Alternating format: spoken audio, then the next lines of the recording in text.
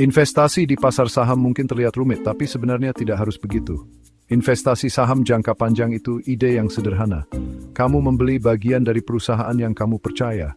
Bagian ini disebut saham. Kamu memegang saham tersebut untuk waktu yang lama. Kita bicara tahunan, bukan mingguan atau bulanan. Kenapa investasi jangka panjang? Karena perusahaan butuh waktu untuk tumbuh. Ketika kamu investasi jangka panjang, kamu memberi waktu investasi kamu untuk tumbuh juga. Beginilah caranya kamu membangun kekayaan. Bayangkan seperti menanam pohon. Kamu tidak akan berharap pohon kecil jadi pohon besar dalam semalam. Butuh waktu, perawatan, dan kesabaran. Sama halnya dengan investasi. Dalam jangka panjang, pasar saham cenderung naik, akan ada naik turunnya. Tapi seiring waktu, kesabaranmu akan terbayar. Salah satu konsep terkuat dalam investasi adalah compounding. Compounding seperti sulap untuk uangmu. Ini efek bola salju, dapat keuntungan di atas keuntungan. Begini cara kerjanya.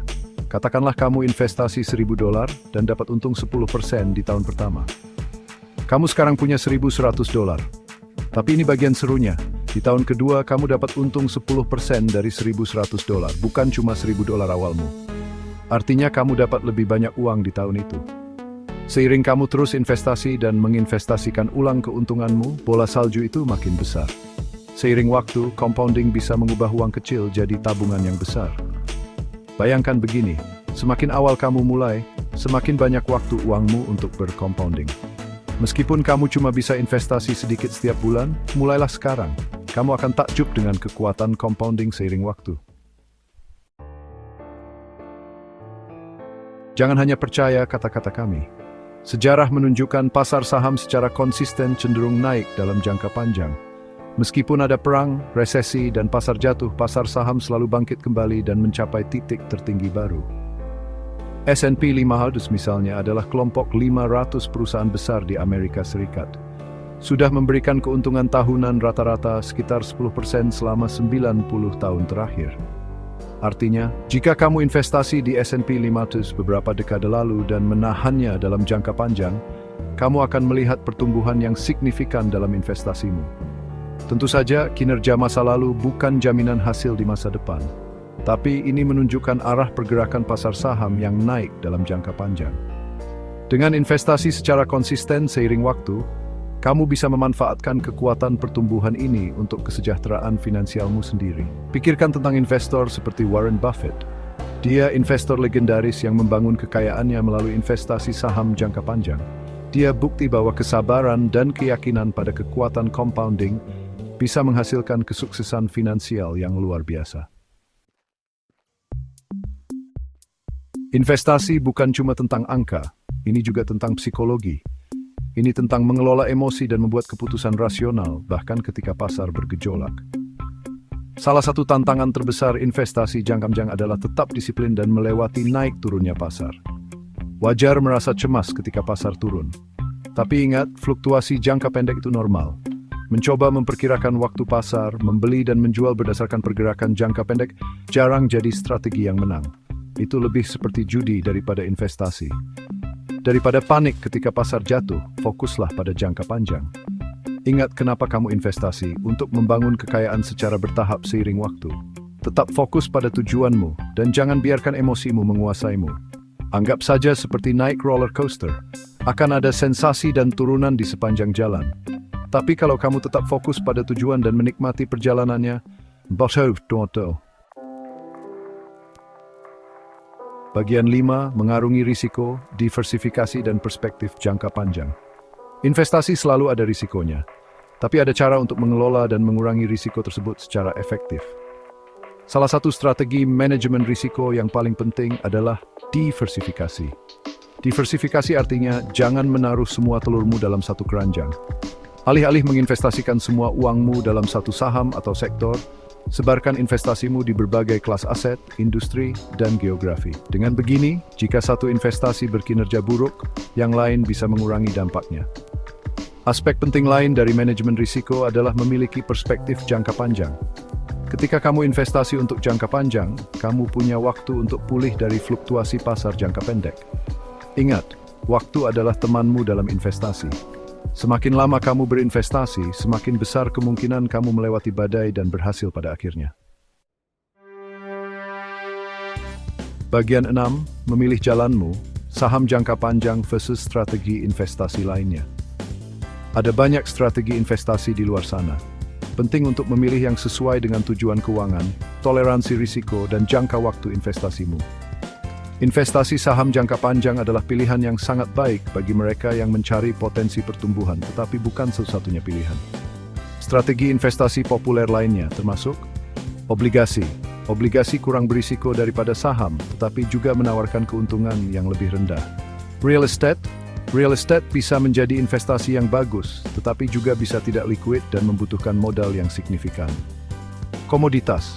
Komoditas adalah bahan mentah seperti minyak dan emas dan harganya bisa berfluktuasi. Strategi investasi terbaik untukmu akan bergantung pada keadaan pribadimu. Sebaiknya kau terlihat keuangan untuk sebagai kombinasi investasi yang tepat untuk portfoliomu.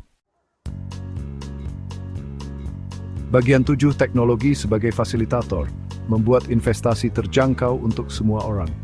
Investasi bukan lagi hanya untuk orang kaya atau yang paham keuangan.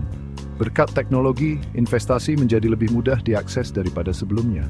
Sekarang kamu bisa membuka rekening efek, meriset investasi, dan membeli serta menjual saham, semuanya dari ponsel atau komputermu. Ada juga Robo-Advisor, platform otomatis yang membuat dan mengelola portofolio investasi untukmu berdasarkan toleransi risiko dan tujuanmu. Aksesibilitas yang meningkat ini memberdayakan generasi baru investor. Orang-orang yang mungkin tidak pernah mempertimbangkan investasi sebelumnya, sekarang memiliki alat dan sumber daya untuk mengembangkan kekayaan dan mencapai impian finansial mereka. Bagian 8. Investasi dengan hati nurani, pilihan etis dan berkelanjutan. Semakin banyak investor yang ingin menyelaraskan investasi mereka dengan nilai-nilai mereka. Mereka ingin berinvestasi di perusahaan yang tidak hanya menguntungkan, tetapi juga bertanggung jawab secara sosial dan berkelanjutan. Permintaan yang terus meningkat untuk investasi etis dan berkelanjutan ini telah menyebabkan lonjakan pilihan investasi yang memenuhi kriteria ini. Kamu sekarang dapat menemukan dana dan perusahaan yang berfokus pada energi terbarukan, keadilan sosial, dan tata kelola perusahaan di antara hal-hal lainnya. Dengan memilih berinvestasi di perusahaan yang sejalan dengan nilai-nilaimu, kamu dapat membuat dampak positif pada dunia sekaligus mengembangkan kekayaanmu. Ini situasi yang saling menguntungkan. Bagian 9. Pengetahuan adalah kekuatan. Pentingnya edukasi keuangan bagi investor. Investasi bisa mengintimidasi, terutama bagi pemula. Itu sebabnya edukasi keuangan sangat penting. Semakin banyak yang kamu ketahui tentang investasi, semakin percaya diri dan berdaya kamu dalam membuat keputusan tentang uangmu. Ada banyak sumber daya yang tersedia untuk membantumu belajar tentang investasi, mulai dari buku dan artikel hingga kursus dan seminar online. Manfaatkan sumber daya ini dan teruslah belajar sepanjang perjalanan investasimu. Ingat, pengetahuan adalah kekuatan, dan semakin banyak yang kamu ketahui tentang investasi, semakin baik kamu diperlengkapi untuk membuat pilihan cerdas untuk masa depan keuanganmu. Bagian 10. Menggambarkan gambaran, mensimulasikan pertumbuhan jangka panjang dalam portofoliomu. Mari kita bayangkan sebuah skenario untuk menggambarkan potensi investasi saham jangka panjang. Katakanlah kamu berusia 30 tahun dan mulai menginvestasikan $500 per bulan dalam portofolio saham yang terdiversifikasi. Dengan asumsi tingkat pengembalian tahunan rata-rata 8%, portofoliomu dapat tumbuh menjadi lebih dari $1 juta pada saat kamu mencapai usia 60 tahun. Itulah kekuatan compounding dalam tindakan. Tentu saja ini hanya hipotetis, dan pengembalian aktual akan bervariasi. Namun, ini menyoroti potensi luar biasa dari investasi saham jangka panjang untuk membangun kekayaan. Bagian 11. Fondasi yang aman. Peran pemerintah dalam melindungi investor. Pemerintah memainkan peran penting dalam menciptakan pasar yang adil dan transparan bagi investor. Regulator seperti Komisi Sekuritas dan Bursa atau SEC bekerja untuk melindungi investor dari penipuan dan memastikan pasar beroperasi secara efisien. Kebijakan pemerintah seperti insentif pajak untuk investasi jangka panjang juga dapat mendorong individu untuk membangun kekayaan dari waktu ke waktu. Dengan menciptakan lingkungan peraturan yang mendukung, pemerintah dapat mendorong budaya investasi yang bertanggung jawab bantu individu mencapai tujuan keuangan mereka. Bagian 12, gambaran yang lebih besar, investasi jangka panjang untuk masa depan yang lebih baik. Investasi saham jangka panjang bukan hanya tentang membangun kekayaan pribadi. Ini juga tentang berinvestasi di masa depan, baik untuk diri kita sendiri maupun untuk generasi yang akan datang.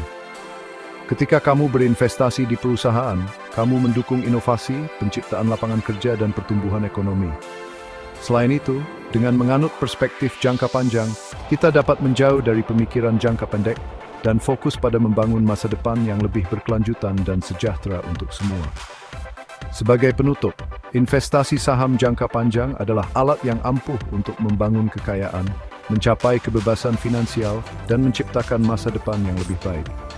Dengan memahami prinsip-prinsip compounding, menganut perspektif jangka panjang, dan tetap disiplin melalui fluktuasi pasar, kamu dapat membuat kekuatan prasen untuk maintain bijimu.